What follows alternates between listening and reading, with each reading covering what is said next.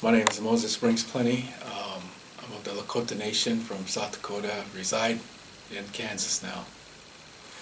And so, I'm a performer, a musician, actor, but most importantly, try to stand up for all human beings. You know,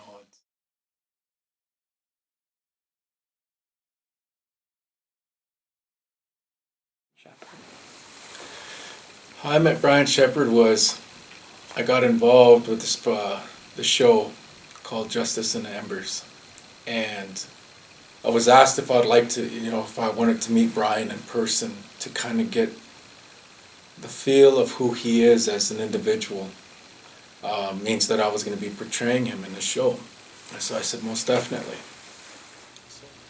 I received a letter from Bryan, and he was very ecstatic he was very excited that I was going to be portraying him, which was an honor for me, especially after the fact that I got to meet him, and who I met.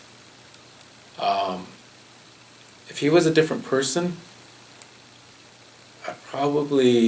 hard telling what I would have done. I might not have been so honored, and I was excited to play an honorable individual, as he was excited that I was going to be portraying him, and so even throughout the shows,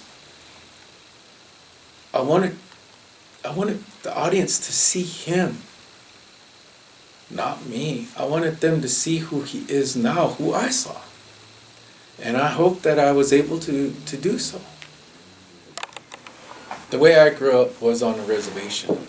I was fortunate enough to be around people who still maintain our way of prayer, maintain our language and our songs. Bryan grew up in an urban setting. And how I found my way back to that ceremonial way of life literally is no different than how Bryan found his way back to that ceremonial way of life. His path is no lesser than mine, nor is my path any lesser than his. They are both the same. They're both equal. Because after all, it don't matter if you grow up on an urban setting or if you grow up on a reservation. Nothing makes you any less Indian. The void that was in Bryan's life as a youngster was very big. And because I've had that void also. And especially again, when you're told that, not just being told, but you're shown. Mm-hmm. You're shown by surrounding communities, you're shown by neighbors, you're shown that it's not good to be what God created you to be, an Indian or a native. And so, again, what helps fill that void is spirituality.